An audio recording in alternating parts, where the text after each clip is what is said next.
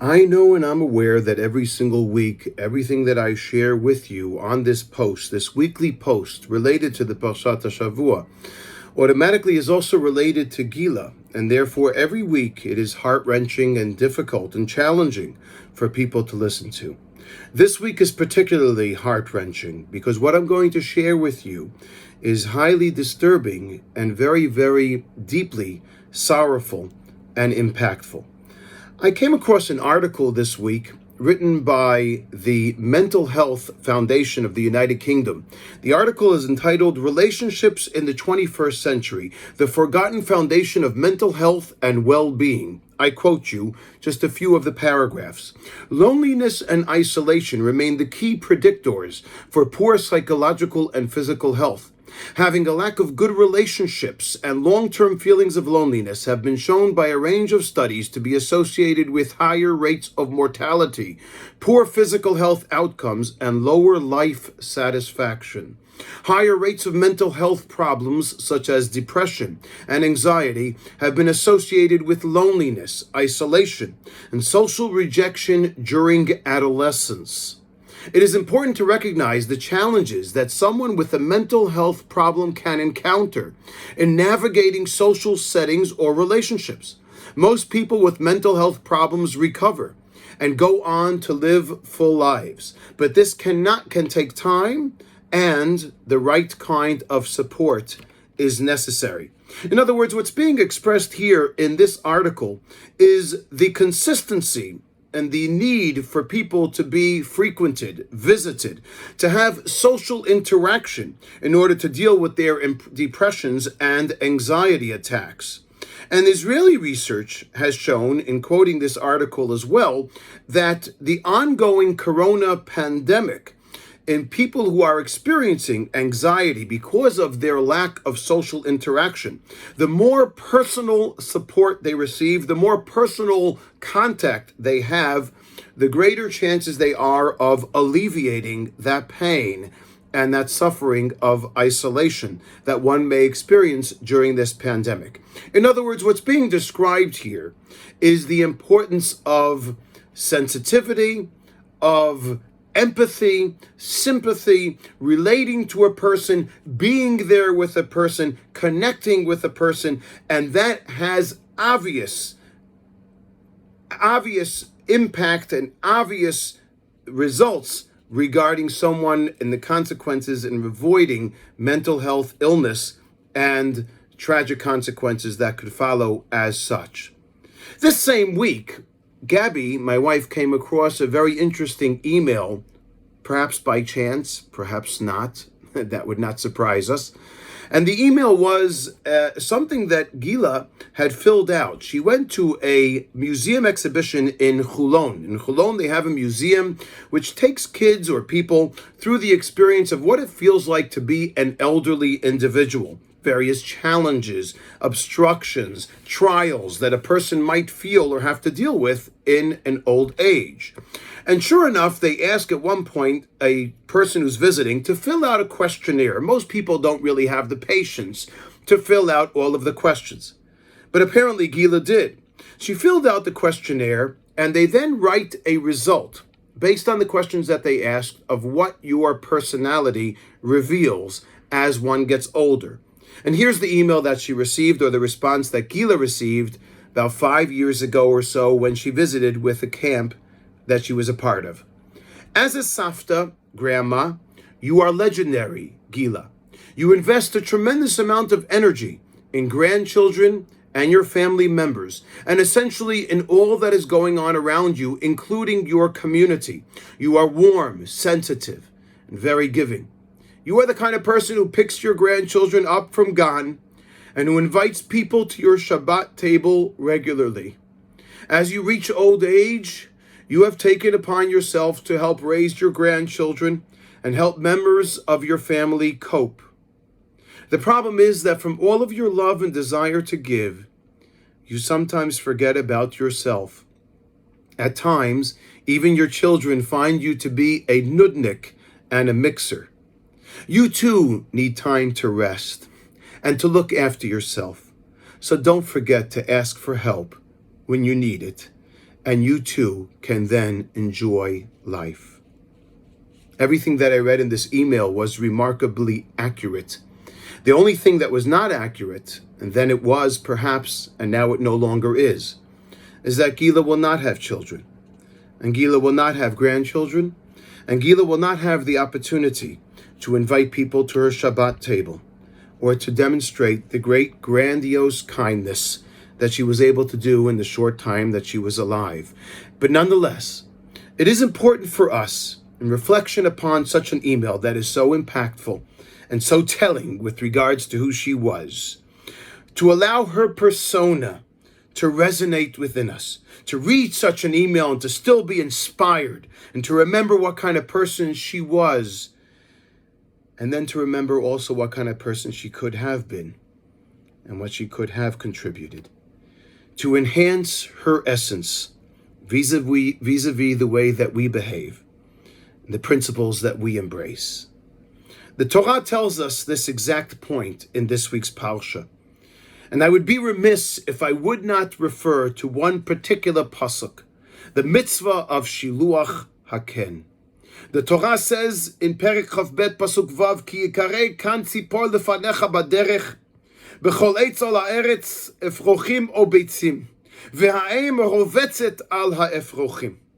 Mother bird is sitting on her nest, warming her eggs. And we're all familiar with this particular directive. The Torah says, Lo tikach ha'em ala banim, a prohibition, a transgression. One is not allowed to take away the eggs without first encouraging and enforcing the mother away from the nest. Shaleach tishalach et ha'em, ve'et ha'banim tikach loch. Only after you have chased the mother bird away from its nest can you then take and partake from its eggs, from the chicks. Leman yitav lach v'ha'arachta yamim. So that it would be good, yitav tov lach, v'ha'arachta yamim arichut yamim. And many of the commentaries explain that the reason why the Ramban, the Ibn Ezra, the Rambam, that the premise of this mitzvah, of chasing the mother bird away, of not taking its eggs, or its children, if you may, from it, in front of its very eyes, is to avoid what we call achzariyut, cruelty, cruelness. And sure enough, of course, the Torah was being sensitive to tsar ba'alei chayim, to the meanness or the insensitivity, perhaps, that we might inflict upon animals. But there is no question as well that the Torah uses those actions to living beings, such as animals, to accentuate the importance and the credence that we have to have with regards to our behavior to our fellow man. If this is what is expected of us, to sensitize ourselves to our surroundings, to our environments, to the animals around us, then certainly the most precious animal around us, i.e. our fellow, how careful and sensitive we have to be. And I would be remiss if I didn't refer to this week's Parsha, the Shiluach Haken, the mitzvah of chasing away this bird. About 2 months before Gila died, Gabby got a call, and Gila was in a panic. What happened, she asked. Gila was walking home, and she found on the street a pigeon that had been injured, an injured wing. And Gila said, Mommy, I found this bird, and it's flapping around. I can't leave it. What can I do? And Gabby said, don't bring it into the house. And Gila, of course, couldn't control herself, because Gila understood the need for sensitivity, the need for a personal touch to animals, and certainly that personal touch and that empathy that has to be shown to our human beings. And she took that pigeon and brought it into the house and put it onto the kitchen table, and it was flapping around until Gabby convinced her to please bring it outside. And so she did. But not without making an attempt at feeling, at helping, at assisting this bird in its time of trouble. And this is really the idea that the Torah wants us to understand, to learn by the way that we behave with our surroundings, to how we have to behave to one another. Gila's favorite song, and a song that she always said to me, Abba, when it comes to my wedding, I want to dance with you to this song, was the song by Arik Einstein, Uf Gozal, a song about a bird, mother bird that has to leave its nest. But Arik Einstein is talking about a father or mother giving away a bride and saying goodbye to their daughter as she leaves their nest, their home. My dear Gila, Uf Gozal, you are a bird that has now flown free from our nest. You now find yourself in another realm, in a different place, and we all hope and pray a better place. A place that is described in this same pasuk, in this same verse about this mitzvah of seeing that mother bird fly away. Leman yitav lach v'ha'arachta yamim. The Netziv Mivolozhin explains, Yitav lach is referring to Tov lach. That which is Tov, that which is good, refers to Olam Hazeh, to this world. Because in this world, the main reason why we exist, the main reason for our creation is Tov, to do Tov, to perform acts of kindness, to sensitize ourselves to our surroundings, to show that support to someone who may be on their lonesome. That's Tov b'olam hazeh. But v'ha'arachta yamim, arichut yamim, says the Netziv, is referring to Olam Haba, Olam Ha'emet, the world of truth, the world to come.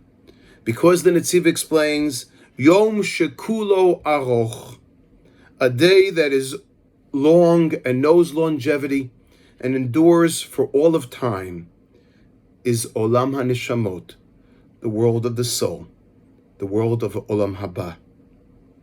My dear Gila, you were Tov. You had the essence of what it means to be good, of what it means to embrace in your 18 short years, Olam Hazeh. Now, be a Shaluach HaKan.